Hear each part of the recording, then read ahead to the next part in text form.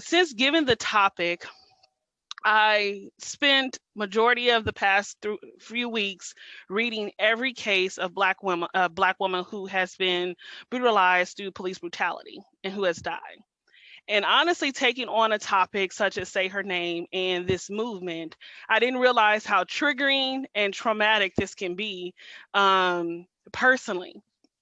And so today I ask you to just go along with me on a little journey because I have a huge imagination. And I would like to walk you through my thoughts on my conversation that I could have if I can sit down with Dr. King just to simply talk about who and what were the black women during the civil rights movement? Who was the people that truly inspired him? And why we must continue to say her name. And then wrapping up my speech, mostly challenging you and supporting you on how you too can protect black women. So when I think about the Say Her Name movement and Dr. King, I decided to think about various leaders that we already know about. And so sometimes it's very easy for us to think of Coretta Scott King or Fannie Lou Hamer or Daisy Bates.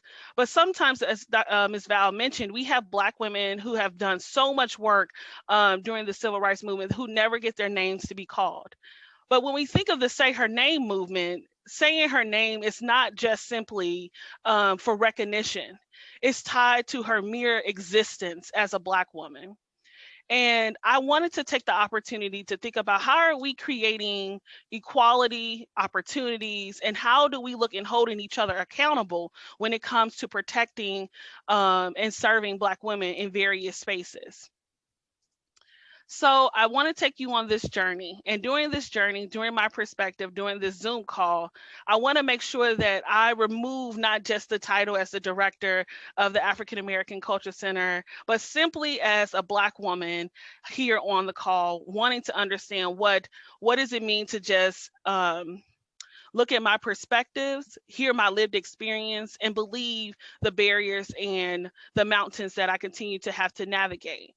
But not just me, but all Black women, and understanding that each lived experience looks completely different. So I spent my time thinking about and watching the documentary of Sandra Bland, reading the case files of Breonna Taylor, reading the case of Corey Gaines and Nina Adams, and the understanding that where did we go wrong with Black women? Where do we go wrong in protecting Black women? When I think about the women during the movement of the civil rights movement, these women were working extremely hard. Daisy Bates used to walk Black students to school every day to make sure that they were protected. When we think of the four Black young women who were killed in the bombing, we forget about that they are losing children, that they're losing women and pillars of our community. So when I think of the dream of Dr. King looking at the Say Her Name movement, it's more so like, are we navigating a dream, but also fighting through nightmares? Of what does it mean to walk through spaces with fear, navigating to get home, but still thinking about doing the civil duty of protecting and wanting to create equitable and inclusive spaces for all, especially Black women. Also, I want to think about not just that from that perspective, but thinking about the anxiety and the strength of the fortitude that Black women endure on a day to day to not just create a seat at the table, but also have a table already prepared for them. Dr. King and I think in my mind of my imagination of being able to sit and talk through the civil rights movement, I think that he would quite honestly be proud on one hand of the Black Lives Matter movement and be proud on one hand of the Say Her Name movement, but also on the other hand to look at why are we continuing to create movements when we have constantly had so many Black and brown lives who have been fighting for the same thing all this time. So now we're constantly seeing the separation within the Black community on how we are thinking about the intersectionality of Black and brown lives dying at police brutality. But most importantly, when we think of Black women, how can we not just simply um, praise their magic, praise what work they can do, but also on one hand, think of the mountains and barriers that they have to navigate. So I asked myself, when I think of the pillars of the community and think of the Black Girl Rocks movement and Black Girl Magic, I also was met with, why couldn't there be white girl magic? And understanding that, there are spaces solely just for Black women. And how do we utilize that space solely to amplify, praise, and support, but that it's also tied to their protection. When I think of some of the Black women doing the civil rights movement, walking alongside Dr. King, I think of their diligence, their resilience, the hard work, the anxiety, and the fear. And I couldn't help but to think that I was enduring those same feelings writing this speech, those same feelings when I think of amplifying the Black voices and narratives here at Indiana State University. When I think of Black women and the work that they constantly do for Black Lives Matter movement, we sometimes forget that three radical, amazing Black mothers started the Black Lives Matter movement. But for some reason, are we give not just credit to the movement, but credit to their resiliency of fighting through anxiety, fighting through fear, but also fighting through some of the mountains that they constantly have to go uphill and constantly have to remind today's society of their mere existence of importance here in the United States. When we say the Say Your Name movement, there's so many women such as Sheila Frey or Kayla Moore or Miriam Carey. Most people don't know that Sheila Frey was killed by an off-duty officer, or Miriam Clay, who was killed by a federal agent and who was in plain clothing. So it's easy to simply just say Sandra Bland and Breonna Taylor, which are the names that came to fruition in the news media. But these Black women lives are still not being said. Their names are still not being said as well. So I thought to myself and thought really hard and constantly thinking about their loss and their families and their children, and understanding how when we think of saying her name and saying the movement with Dr. King, we have unfortunately utilized Dr. King's as a day of service and not looking at the totality of what he was actually asking for from all Americans and all people. That every day in your day-to-day work and your day-to-day job, how are you dismantling racism? How are you dismantling the barriers that Black women have to navigate simply to exist in those spaces? Do you understand when you say her name that you are constantly bringing awareness to the Black community and bringing awareness to the justice system that sometimes is unjust? I wanted to show this slide. I know it's very hard to see, but from 2014 to 2020, when we think of every Black man who was killed by police brutality, there was at least two Black women who were also killed. And their names were not said. Their names were not investigated. Their cases were gone unnoticed. Today is not simply to make you feel guilty that you don't know these women. But today is to how do you going to challenge yourself moving forward, that if you're going to incorporate Dr. King and post a post every MLK day, that you are doing the service and the due diligence of thinking about how his dream affects us all. And let's not forget, Dr. King was not, he was murdered, he was killed, even though he has created so much great change being a pillar of the Black community. We are still seeing how the Black community continues to need to be in the forefront of what it means to be equitable and seem to bring justice and dismantling some of the racism that the Black community is navigating. I wanted to talk a little bit about some of the barriers and spaces that Black women are navigating, and understanding that our magic should not just be a trend. Our magic should not just be something that's a hashtag just put out there for people to understand that we are working quite against the grain as well. Are we meeting people where they are? Are we navigating some of the mountains and the barriers? And when we use the terms diversity, equity, and inclusion, do we also understand our own emotional intelligence of what it means for ourselves to be inclusive and for ourselves to be equitable and ourselves to be diverse when we're thinking about Black women? Understanding that all Black women and how they navigate spaces will look completely different. But the resiliency and the hard work and the transparency and the fight to constantly be doing the work that needs to be done, when we think of Stacey Abrams and the work that she's done in Georgia. But I can't help but to think, and I got emotional thinking about this during the day of the inauguration, is that when I sat and watched our new vice president walk down the stairs, that it's met with this magical feeling of how awesome it's to see a Black woman navigating the vice presidency role but also on the same instance that at any given time she can be a hashtag too. That any given moment that any black woman on this call can be a hashtag say her name. So my speech today is to challenge you and to think about, where do black women serve you?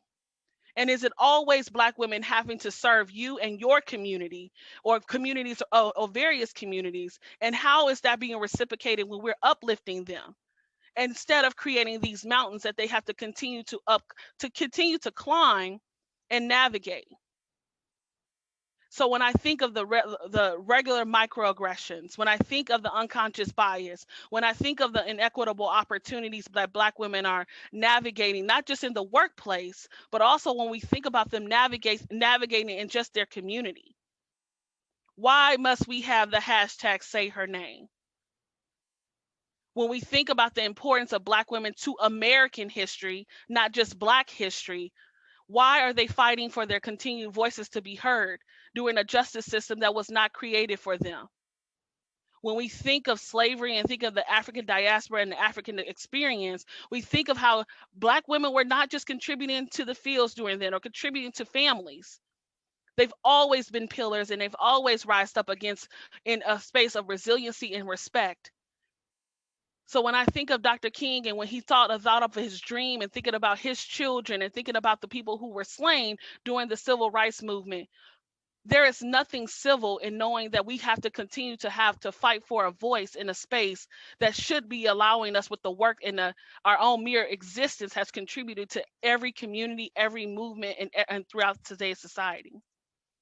I think it's imperative for us to understand and recognize our sisterhood.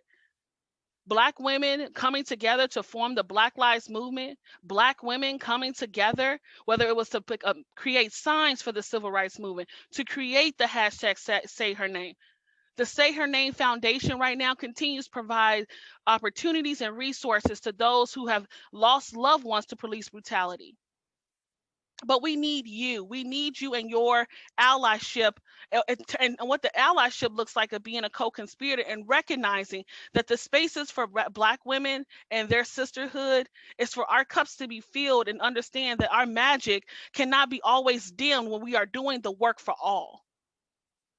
Dr. Reed, um, Yes. there's some issue with the sound. I hated to break in, but I need to Uh, let you know. can you hear Okay. me now? Can you hear I me can now? hear you, but Miss Bruce said that there was some issue. Can everybody hear? If you can just give me a thumbs up with your reaction, that would be great. Thank you, Miss Val. No problem. Thank you. All right. That's what I It's like to probably see. because there's a lot of students on the mic in her area. Yep, it's Probably too. probably my apologies, you all, because I didn't want to break into this. I am enjoying every piece of it. All right, go back to silent. Hey, thank you, Miss Val. I appreciate you. See, technical difficulties, but right there, that's how we recognize sisterhood in, amongst Black women. But I wanted to chime back in and think about our sense of belonging. As a new staff member here at ISU and living in Terre Haute, I need to remind myself that every day that I could be Breonna Taylor, and that I could constantly have to remind myself to fight for the freedom in very predominantly white spaces. Understanding that any day there can be a flag of a Confederate flag driving by the center. And what does that do for my psychological safety? But not also thinking of my physical safety. And knowing that when I think of my physical safety and understanding that from the Say Her Name movement, is actually trusting those who are to protect and serve instead of being slain by those who are protecting and serving.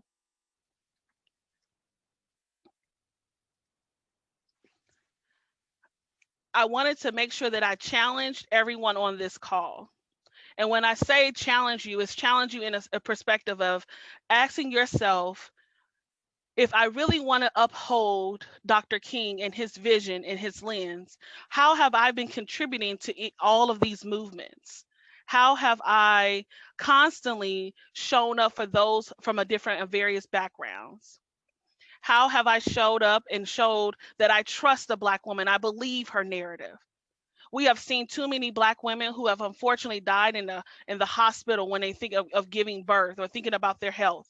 We've seen too many Black women who are not who people who do not believe them or honor them, when it's unfair and unjust, when they are just simply trying to be the unapologetic true selves. The time is now for you to start asking yourself, how are you serving those around you? How are you getting comfortable with getting comfortable with being uncomfortable? What do you know about the Say Her Name movement? What do you know about those Black women? What do you know about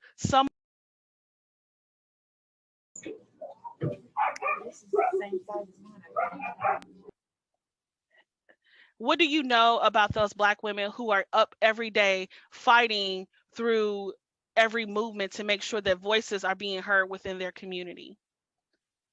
Our goal today throughout this week is for you to hear how we became activists, how we became in our lived experience. What does it mean to be a Black woman?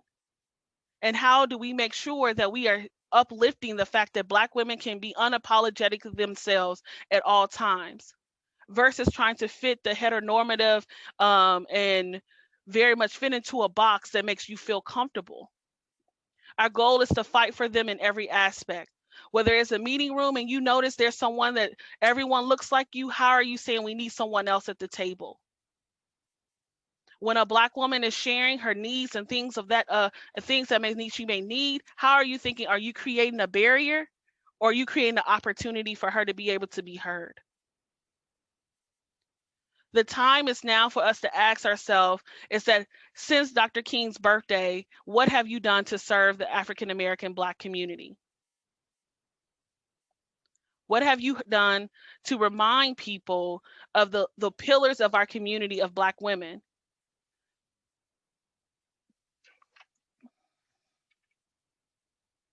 I wanted to make sure that I acknowledge every Black woman who decided today to participate and attend today's first kickoff of our MLK series. I know for me, getting ready for this speech, I was telling the students that I was so nervous.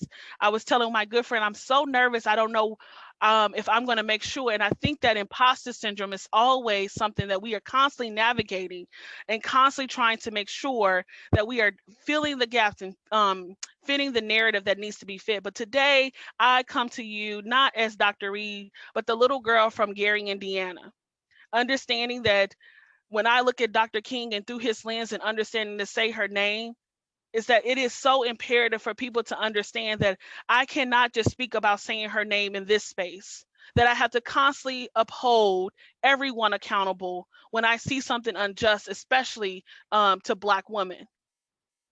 And that does not mean that I'm leaving out any other marginalized community.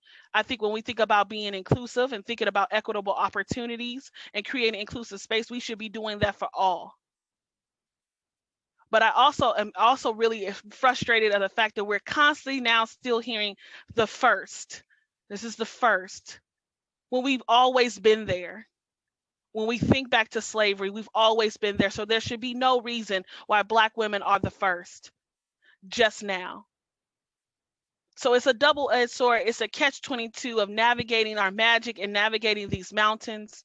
It's a catch-22 when Dr. King speaks of his dream, knowing that some of us are still fighting through the dream to see the positivity when some things can be a nightmare. And we've seen that in a few weeks ago at the Capitol. But today I come to you letting you know that we will constantly rise. The Say Her Name movement needs to be moved by every voice, that we constantly say the names of those who have been slain. So before I get ready to wrap up, I want to spend the rest of this time saying the names of those Black women that you do not know. Priscilla Slater, Breonna Taylor, Atana Jefferson, Crystal Ragel, Pamela Turner, Nina Adams, Latasha Walton, Brittany McLean, Angel DeClaro, April Repster, Tamika Simpson, LaJonna Phillips, Darisha Blackwell, Cynthia Fields, LaShonda Anderson, Shakiri Said, DeCynthia Clements, Crystal Barnes, Geraldine Townsend, Sandy Guardillo, India Nelson, Charlene Lyles, Joni Block, Alteria Woods, Morgan Rankins, Deborah Danner, Corin Gaines, Jessica Williams, Derisha Armstrong, LaRonda Sweat, India Beatty, Keisha Michael, Shalea Ridgway, Gina McLean, Betty Jones, Barbara Dawson, Marquisha McMillan, India Kager, Redo Jones, Raynette Turner, Raklina Jones, Joyce Cornell, Kendra Chapman,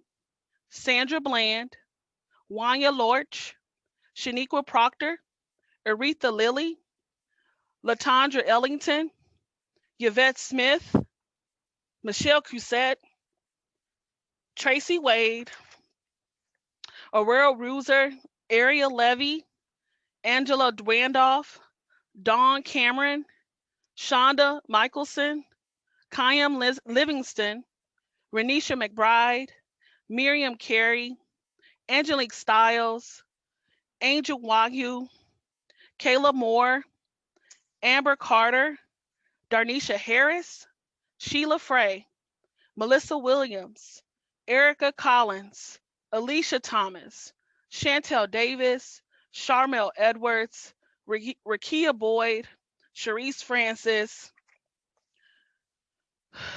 Brenda Williams, Dorisha Clay, Sheila and Cheryl Burton, Carolyn Hernandez, Latrika Song, Ayana Stanley Jones, Anaya Dixon, Sarah Wiggins, Catherine Hicksaw, Sonia Taylor, and Eleanor Burpus.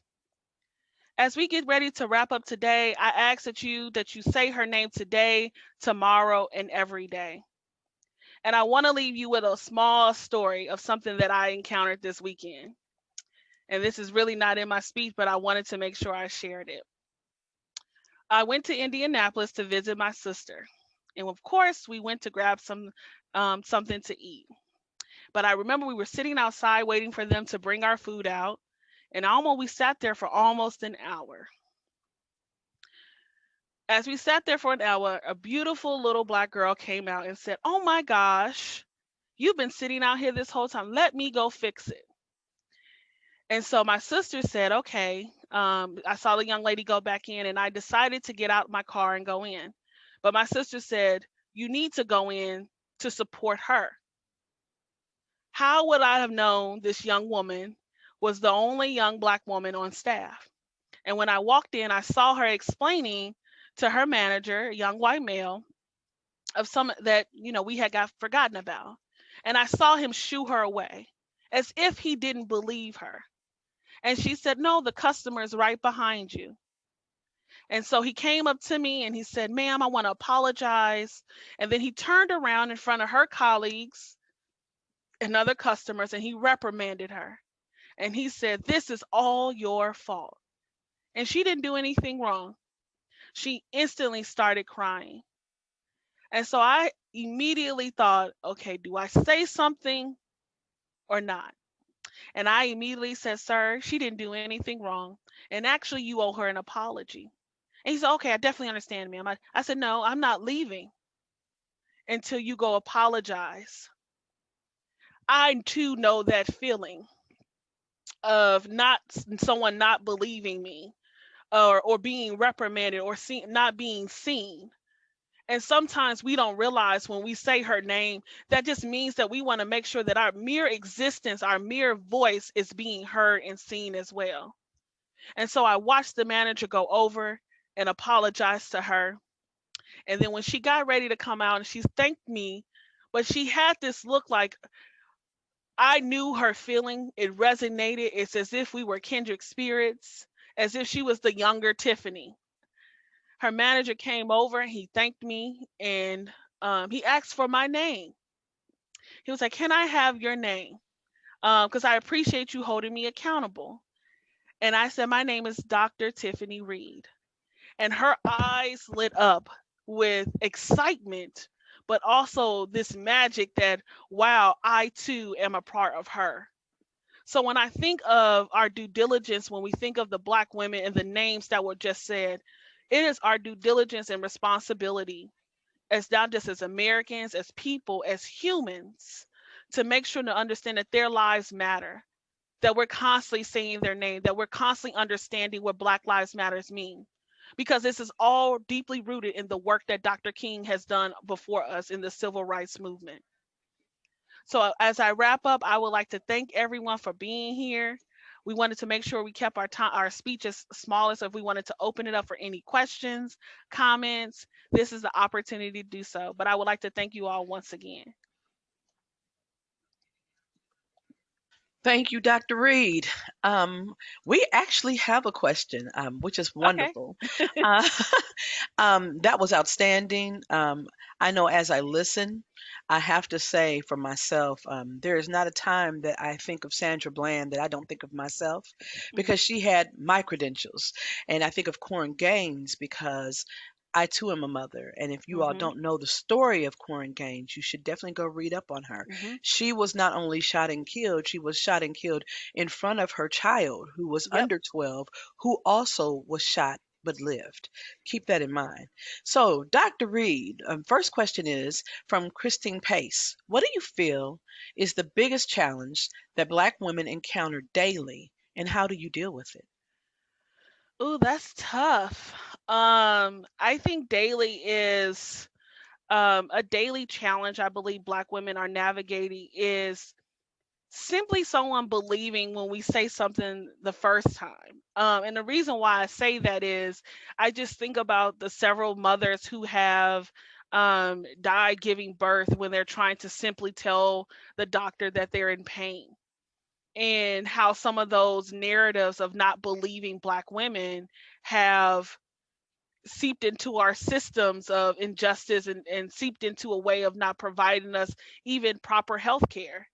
I also think that this is a phase of, I wouldn't say a phase, but it's also a dilemma when we're trying to let everyone know that there's no template of being a Black woman, that every Black woman is completely different, just like every woman is completely different. And I think sometimes it's unfortunate where some people try to lump us in together. And I think the last thing I think is a barrier is sometimes we spend so much time trying to hold people accountable who are not a part of our community versus also holding people who do look like us, who may also put on some of those microaggressions and unconscious bias that we may have as Black women too.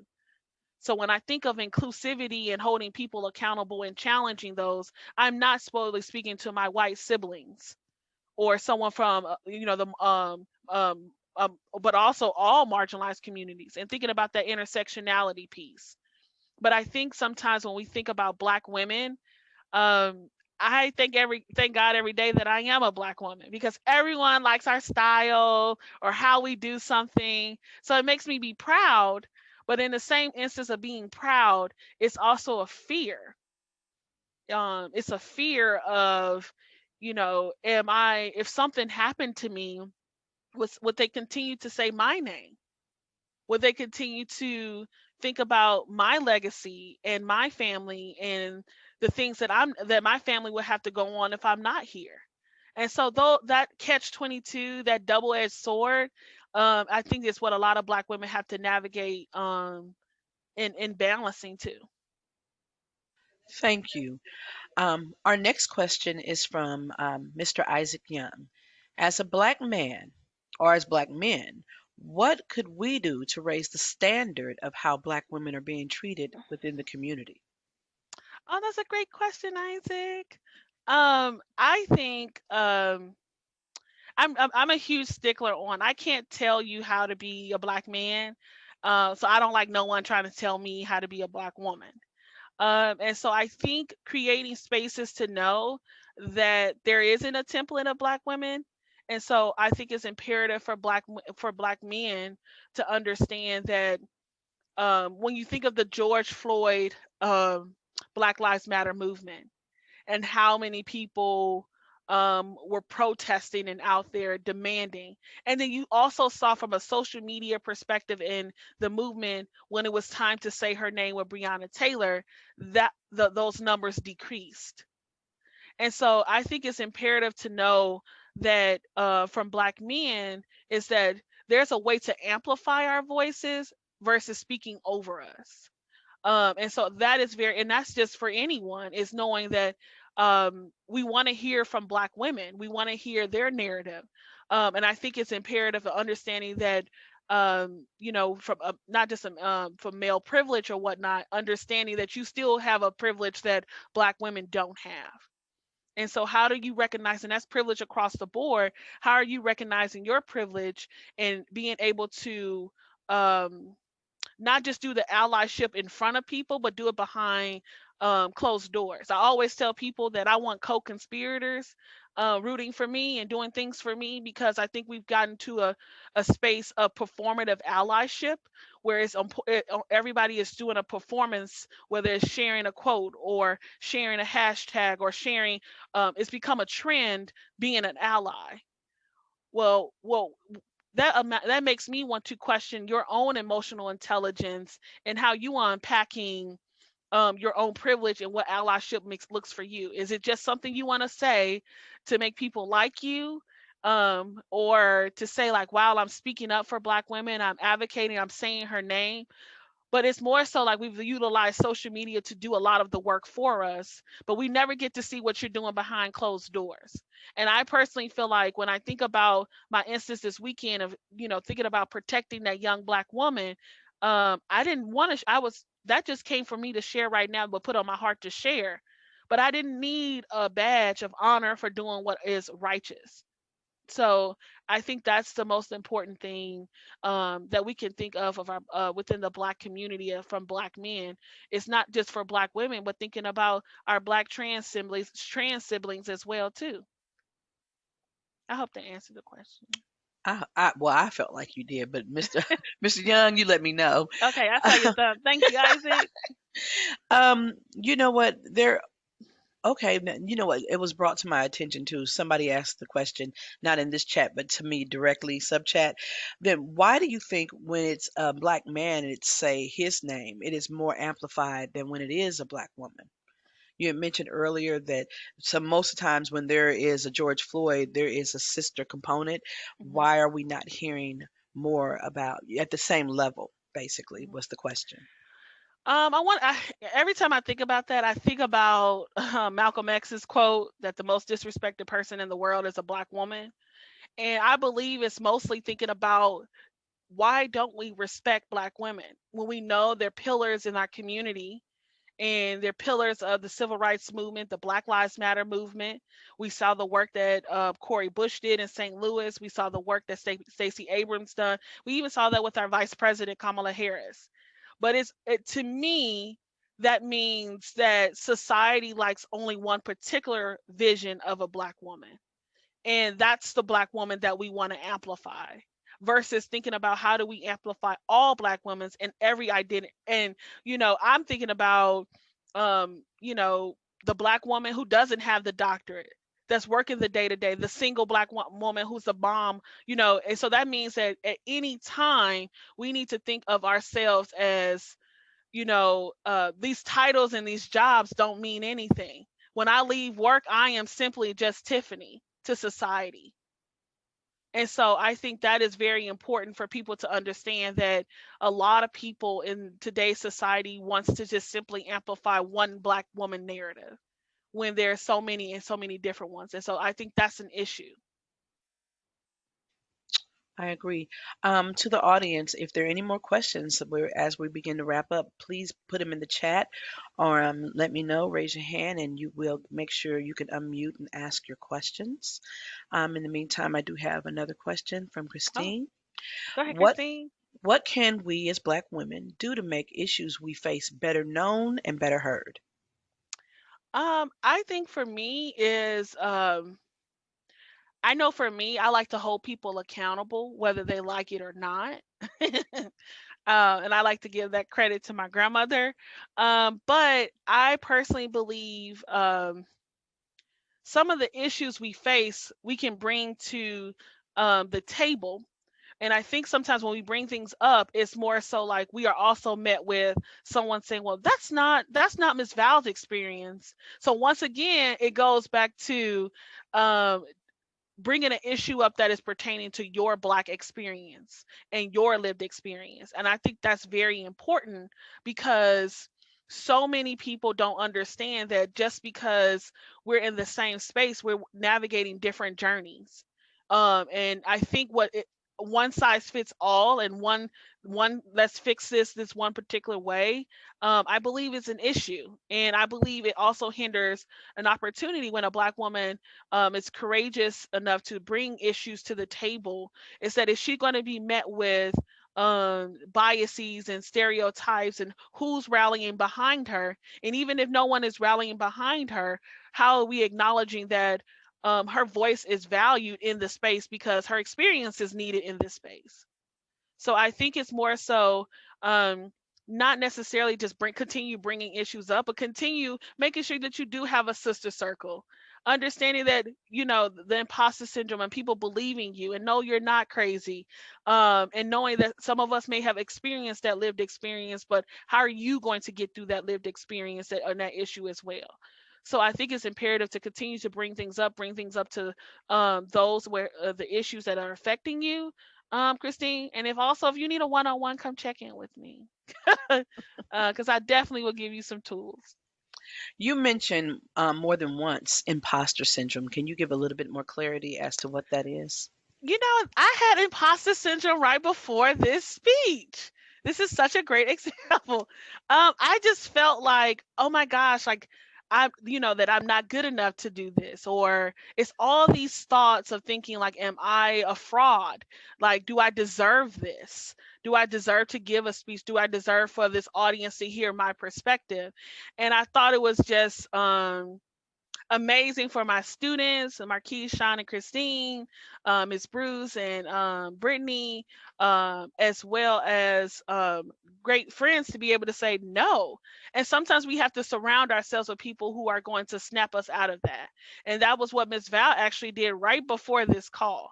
And so when I think about all of you who may be first gen navigating the classroom, some of you are second year grads who are about to get ready to graduate and job search, imposter syndrome may sneak up. That's why we have to always surround ourselves with people who are going to remind us of our greatness and our skill set and how amazing we are. So everybody may be experiencing imposter syndrome, but necessarily not know that this is some of the ways that we can cope with it, because it does happen. Well, are there any more questions, people? Everybody feeling good? How you feeling? Everybody feeling like you took something from this? You can use those emotions. I We like Or those. you can speak. You can speak as Yes, well. I heard I somebody. did. It was I wonderful. You did a great job. Very informative and definitely like hit home with everything you said. Oh, thank you, Christine. I did have a question. I'm not sure if you could see my question, Miss Val, but I said, how can Black men, students, faculty, and staff better protect and support Black women at Indiana State University? I did see it. It just was. Oh, It sounded just like Isaac's question. So I said, hopefully you caught the answer. But Dr. Reed. Well, before Dr. Reed, you answer. The reason why I asked it in this light is because we are dealing with Generation Z and millennials here at ISU. So support for Black women from women within your age or shall I say your generation may be completely different from uh, the lens of the millennials. So that support may be a little bit different. So I just wanted to ask Dr. Reed from that standpoint. that's a great question. I think and I wouldn't necessarily just say as Black men. I could just say, like, as those who may not identify as a Black woman, ways that they can support Black women here at ISU is, I think it's imperative to get to know every Black woman separately, and get to know them individually. I think that's huge. Secondly, I think another issue is, how are you inviting more Black women to the table? If you look around in your department, or you look around in your classroom, or you look around in your major, it's like, let me go talk to the dean, because I noticed that I'm the only one, and or I and you and necessarily, like, you can observe it and see, like, wow, okay, this department or this class, I'm the only person in here. Maybe I should stay after and advocate for us to have even more Black women or students of color in that space because I want to learn more. And knowing that you hearing about my lived experience and knowing that, okay, yes, I'm from Gary, Indiana. I'm a first gen. And what was it like navigating a predominantly white institution and leaving home may look different from someone currently now enrolled. And so, though we may have different barriers, I think it's understanding that we all need support. And I think the support may look completely different for everyone. I know me, when I think about the support that I ask from my colleagues, is that know that when I come into a room, I come with passion. I come with understanding that my job is to amplify the Black voices from the African American Culture Center. And so I don't want to be met with like, oh, why is she bringing this up again? Well, that's technically my job. But also knowing that I have a lived experience and I'm willing to share, and knowing that I'm willing to share and get to know people all, regardless. And I think that's really important from a support perspective is you can't fix somebody else's problem if they haven't told you how to support them. And I think that sometimes we just think like, well, this was this person's problem and this is how I'm going to support this person. I'll support everyone the same. And it may look completely different. And I think that's really important for you to really step out and be intentional with your relationship building, and be intentional with your collaborative efforts, and be intentional with your conversations. That I'm not just having this conversation with you because you're a Black woman. I think when people met Dr. King, they weren't like, well, I want to talk to him because he's a Black man, and he's Dr. King. I think it was more so he wanted people to get to know who he was, outside of the title, outside of the movement, and how you could support him in a different capacity as well. Because if we think of great Black leaders, all of them needed, like Malcolm X and him included, they needed something different, and so we can't just simply say that they needed the same thing. I hope that answered your question. Thank you, Marquise. Well, yes, Oh, Dr. Stephanie. Gamble, Oh, yeah. I see you. Hi. Um, Hello. First, I'm sorry I'm late. I was in another meeting. I got here as soon as I could. Oh, it's okay. So I will disclose off the bat that I watch way too much TV. So I'll start with that. But there Mhm. have recently been a lot of TV shows that have focused on the topic of particular Black women being exhausted by women coming to them and saying, how can we support you? And so my question is, because you just said it is important to ask that question to see how we can support you, but how can we be respectful of, you're probably getting that question from everyone, and how can we do that in a respectful way where we're personalizing that right. offer? I appreciate that, Stephanie, because I think the exhaustion can come. I only can speak for me. Um, so once again, I think the narrative of Black women, needing the support of the exhaustion of trying to connect with individuals, but I welcome that. I think that's the only way that you're going to get to know me. But I also think also because I'm new, and I enjoy relationship building and having those conversations. But I also think it's imperative to think, when do we ask Black women for that advice or that support? And I think usually it's after some type of crisis, right? I think that's what usually happens. So when we think about this past summer with George Floyd and Breonna Taylor, or even just last week with the Capitol Hill, we're like, well, let me go ask this one particular friend. And it's like, well, where were you at before then? And I think it's more so picking and choosing, and that's what we have to think about. Are we being authentic, or is it more so like, I don't know what to do? And I think some of that work has to start with ourselves. Are we thinking about certain books about, so you want to talk about race, or do you want to, me and white supremacy, or white fragility, or various books that are great resources, but it's like sometimes I know for me, it's like, oh, let's Google it, right? But it's also more so like if I really want to build that intentional relationship with that person outside of just simply asking them how that I can support them in the Black community and Black women only after a crisis, I think it's vital to think about that intentional conversation and relationship before then. Exactly. Was that helpful? Excellent. That's exactly what I appreciate the time you put in the answer. Thank you. No problem. All right. I saw a couple more people pop in. Are there any final questions? It is 2:53. So, does anyone else have any questions?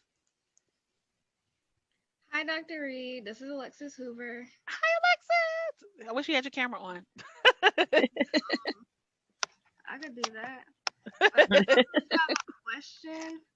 I just want to give you praises because like Oh, your speech hit so hard. Like, oh no. Okay, okay, I'm sorry. I thought I X'd myself out the meeting. No, Um, you're here. You're okay. still here. Okay, what was you saying, Alexis? I couldn't hear you. I just want to give you accolades on your speech because it was immaculate. Like, especially saying the names at the end of all the unarmed women that were brutalized and murdered by the police, like that we haven't heard about, that was very powerful. And everything that you said, from your anecdotes, like your personal story, to how exhausting it is to be a Black woman and to be slept on so much and not given the praise that a lot of us work so hard to not even to do the work to get praise, but just to do the work and be recognized for our work that we put in. It's just great, and I thank you for it. Oh, thank you, love. I'm glad you took something away from it. Yeah, it was awesome. Thank you. No problem. Is there anyone else? It is 2:55. Yeah. Well, I always like to be cognizant of everyone's time because we want you all to send some people back in tomorrow because tomorrow we actually have our first student speaker of this series, Miss Nija Smith, and we definitely would like the support that you all have given Dr. Reed today because it takes a lot to come into a space this huge, and we know it has the potential to be even huger. We definitely would ask for your support tomorrow. Dr. Reed, do you have any final words before we get up out of here? I would like to thank all of my students first. All of my students, thank you all so much for being here. To Ms. Val and Ms. Bruce, my amazing team, especially Marquise and Sean. I love y'all backgrounds, already gearing up for Black History Month. And also, thank you to all my colleagues, Frida, Stephanie, Dana, Dr. Johnson, Dr. Boss, Dr. Slocum. I'm going to make sure I'm not missing anyone. Dr. Hinton, and all the students across campus and all the AAC student employees who came today. I want to say thank you, thank you, thank you. I look forward for you all to be able to see and hear some of the students this week and just their lived experience and how the Say Her Name movement is a movement that we can't forget about. And I think right now we're all buckled down in our work in our office and navigating COVID, just coming through an election, and these lives who have been lost, unfortunately, are being disappeared, and unfortunately being lost in our day-to-day lives. And so I think it's imperative that know that I too one day could be a hashtag. And I think that's the reality. And it's an unfortunate reality of the Say Her Name movement. And I think that's something that we constantly have to talk about when we think about our racial identity experience as Black women, navigating various spaces here at the institution and in the world and in the community. So I thank you all for being here. I hope that you all are going to be here attending the rest of the week, and try to stay warm and wear your mask. Thanks, Exactly. Dr. Reed. And to Absolutely. everyone, Thank you, the Dana. Wonderful. question was asked. Yes, this has been recorded. It has to be converted. So just shoot me an email if you would like the recording.